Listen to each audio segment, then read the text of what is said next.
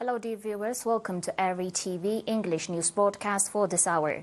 Wishing you a happy St. John holidays, mi bersabet and following are the major headlines for today. Message of condolences.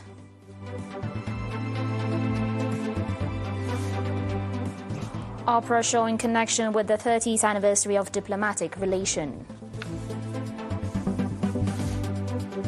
Thousands dead and thousands missing in eastern Libya due to floods.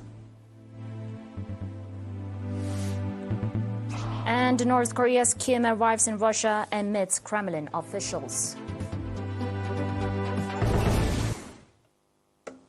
On your local reports, President Isaias Afwerki sent a message of condolence to Mr. Mohammed Al-Menfi, chairman of Libya's Presidential Council, expressing his profound sorrow and solidarity of the people and government of Eritrea with Libya for the loss of over 2,000 lives and huge destruction of property caused by the catastrophic flooding in the country.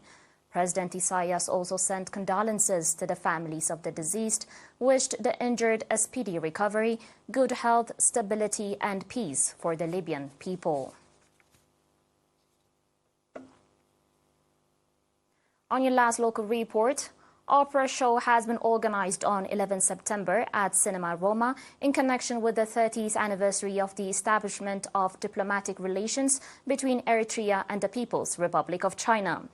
Ministers, senior government and PFDG officials, representatives from the Chinese embassy and members of the diplomatic community attended the opera show, which was organized by the Commission of Culture and Sports in collaboration with the Chinese embassy and was live broadcast on Eritrean television.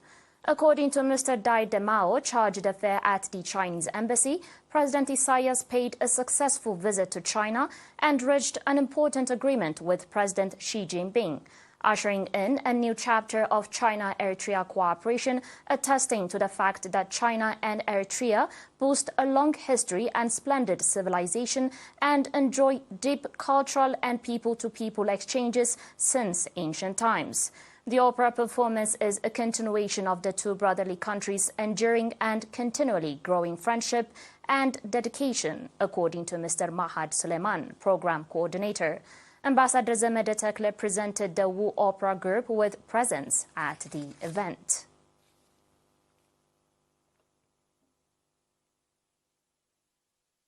Dear viewers, and now do stay with us for your international news and more after the short break.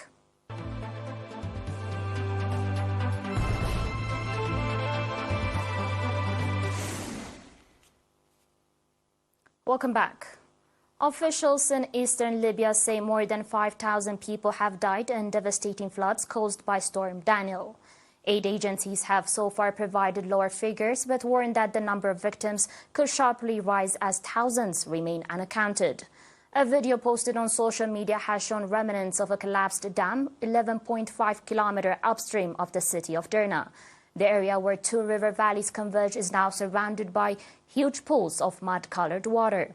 The vice president of the International Committee of the Red Cross has told reporters that the situation in eastern Libya is extremely dire.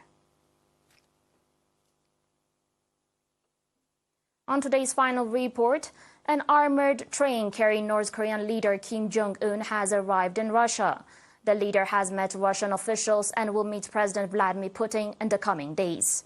Putin has said that the supply of F-16 jets to Ukraine will, quote-unquote, drag out the conflict. Poland's government has called on the European Union to extend the embargo on imports of Ukrainian grain beyond an end-of-week deadline to protect Polish farmers. Polish Prime Minister said he has requested that the European Commission, the European Union's executive, extend the ban on the entry of Ukraine corn, wheat, sunflower and rapeseed. Earlier, the government spokesperson told local media that if the ban is not extended, then Warsaw could implement a ban at the national level. The Vatican, on the other hand, has said in a statement that the People's Envoy Cardinal Matteo Zuppi will be traveling to China from September 13 to 15 as part of a diplomatic effort towards peace in Ukraine. The viewers used to watching us on ERi-TV, and now a very quick recap of the major headlines. Message of condolence.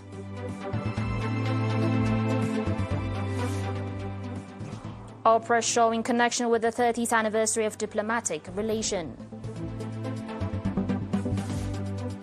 Thousands dead and thousands missing in eastern Libya due to floods. And North Korea's Kim arrives in Russia and meets Kremlin officials.